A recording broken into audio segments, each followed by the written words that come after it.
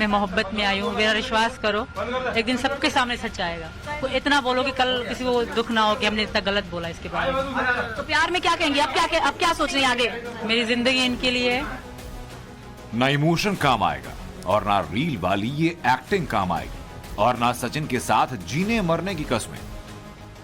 प्यार हमारा अमर रहेगा, याद करेगा जहां।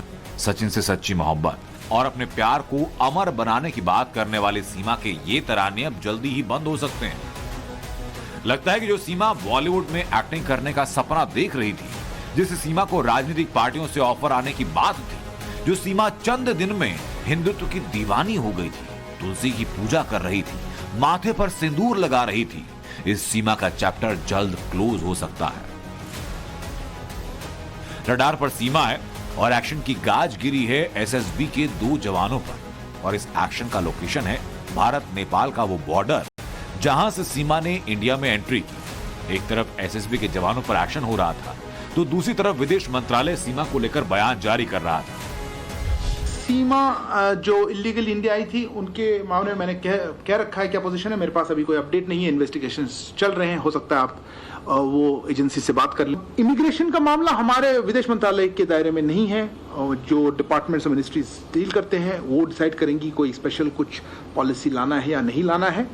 और सीमा के जो केस था, विदेश मंत्रालय के इन्हीं बयानों में छिपा है वो राज जिससे सीमा पर एक्शन की सुगबुगाहट तेज हो चुकी है। यानी सीमा पर कभी भी कानून का शिकंजा कसा जा सकता है।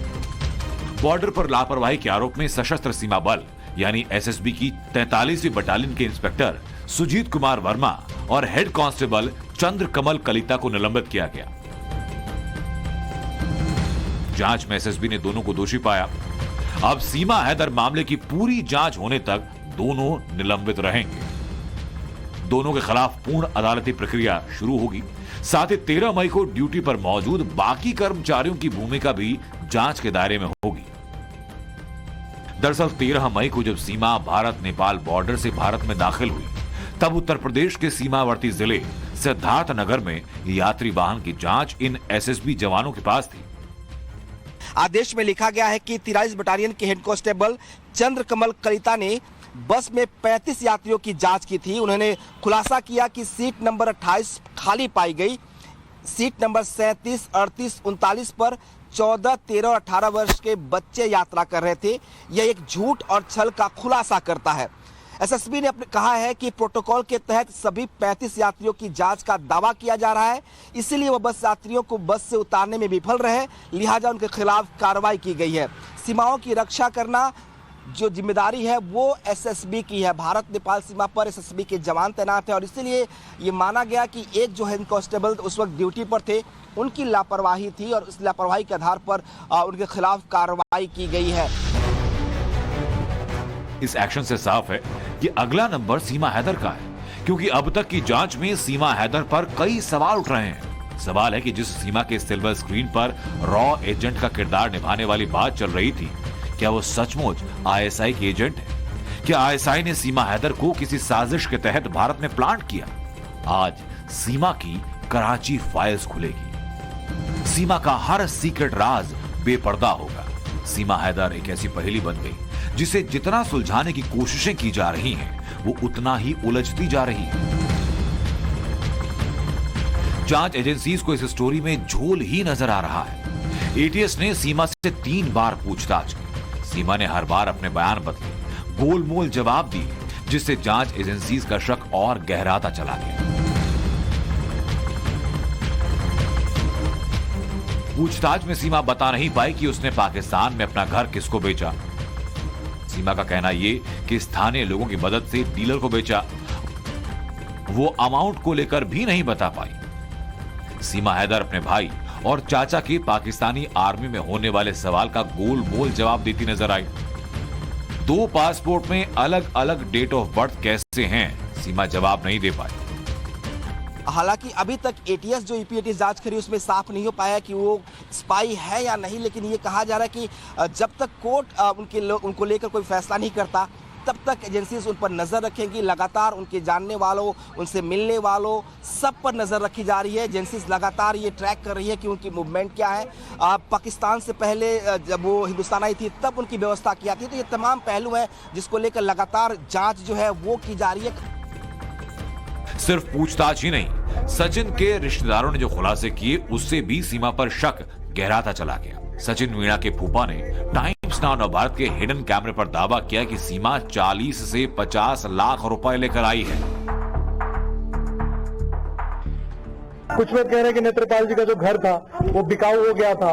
अब ये सचिन सीमा जो है वो 12 लाख रुपए लेके आई, तब जाके 30 लाख। तो अब वो लेके तो भाई वो दूसरे यूज में आए, वो कम आए, वो कहीं बताए, वो पूरी ना है। किसी वाली बात है, लेके आई, पता चल गई। बस ये सब बातें भी बहुत तरह की बातें हैं, लेकिन सच्चाई किसी को नहीं पता ना। सवाल ये कि इतनी बड़ी रकम के साथ सीमा के भारत आने के पीछे क्या कोई खतरनाक साजिश है? सीमा के 50 लाख रुपए साथ लाने के सचिन के रिश्तेदार के दावे की मिस्ट्री और गहरी हो चुकी है।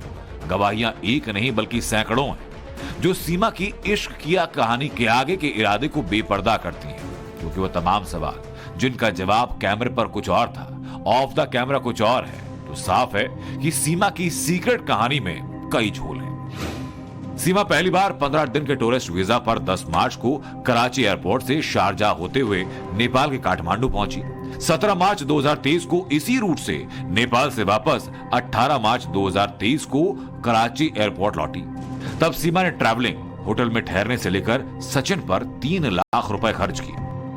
दूसरी बार सीमा 10 मई को 15 दिनों के टूरिस्ट वीजा पर पाकिस्तान से अपने 4 बच्चों को लेकर कराची से दुबई और फिर 11 मई 2023 को दुबई से काठमांडू पहुंची और फिर 12 मई को उसने भारतीय सीमा में प्रवेश किया। बताया गया कि जब वो मई में बच्चों के साथ नेपाल आई तब उसके 6 लाख रुपए टिकट में खर्च हुए।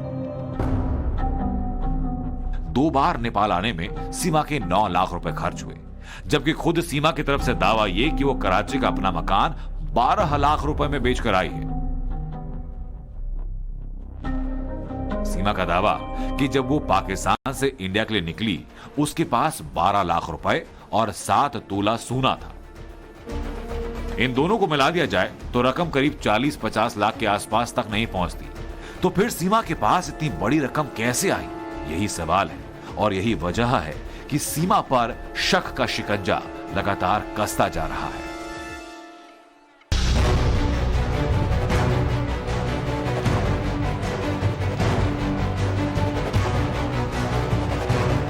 सीमा हैदर लगातार ही कहती रही कि उसे भारत की नागरिकता दी जाए। वो सचिन से अलग नहीं रहना चाहती, उसे पाकिस्तान न भेजा जाए क्योंकि वहां उसके और उसके बच्चों की जान को खतरा है। सीमा जेल में ही सही लेकिन भारत में रहना चाहती है। उनको यही कहूंगी, मैं प्यार में आई हूँ और प्यार की जीत हो गई। मुझे यकीन है भगवान ने चाहा तो, क्योंकि मैं सच पे हूँ, सच बोल रही हूँ, मरते दम तक सच ही बोलूंगी। अब जो फैसला कानून करेगा मुझे। पेंच के लिए पहले सीमा ने नागरिकता पाने के लिए राष्ट्रपति को चिट्ठी लिखी, राष्ट्रपति से गुहार लगाई कि उसे भारत की नागरिकता दी जाए। अभी डिपोर्टेशन की बात नहीं है, सीमा इस देश की बहू है।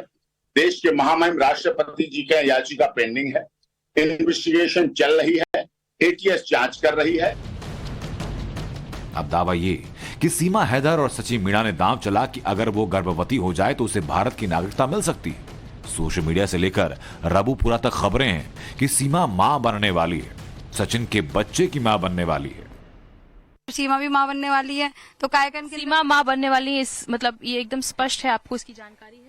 अभी हमें भी तो नहीं पता, लेकिन उसने ही तो उड़ाया कि मैं मां बनने वाली हूँ। न्यूज में सुना है हमने कि वो मां बनने वाली है। भैया मां बनने वाली, फिर तो और ज्यादा पैसे आएंगे उस पर अब, क्योंकि अब उसकी ज्यादा ख्याल होगा। तो औरों से ही लो ना, फिर गाँव वालों से क्यों मांग रहे हो मदद? जैसा करना है करो। को भारत की नागरिकता मिल जाएगी, लेकिन सीमा के इस दाव में कई कानूनी पेंच हैं। कानून के जानकार बताते हैं कि अगर बच्चा भारत में पैदा होता है तो बच्चे को भारत का नागरिक माना जाएगा, लेकिन अगर कानूनन सीमा को डिपोर्ट करना होगा तो डिपोर्ट करना ही पड़ेगा, भले ही बच्चा पैदा होने तक उसे रोका जा सकता है। बच्चा यहीं पैदा होता है तो ये माना जाता है कि जो भी बच्चा यहाँ पैदा होगा वो यहाँ का सिटीजन है। तो ऐसे में क्या उसको बच्चा पैदा रहने तक रहने दिया जा सकता है? ऐसे कारण ये सरकार के ऊपर बात है, इसको कोई कुछ नहीं कर सकता और या उसको कोर्ट में आना पड़ेगा, ये सब बात कहने के लिए। कहा जा रहा है, पूछा जा रहा है कि सीमा अगर प्रेग्नेंट है तो क्या ऐसे में उसके डिपोर्टेशन पर कोई असर पड़ सकता है? कानून क्या कहता है? कानून कुछ नहीं कहता है। अगर उसको डिपोर्ट होना है तो डिपोर्ट होगा।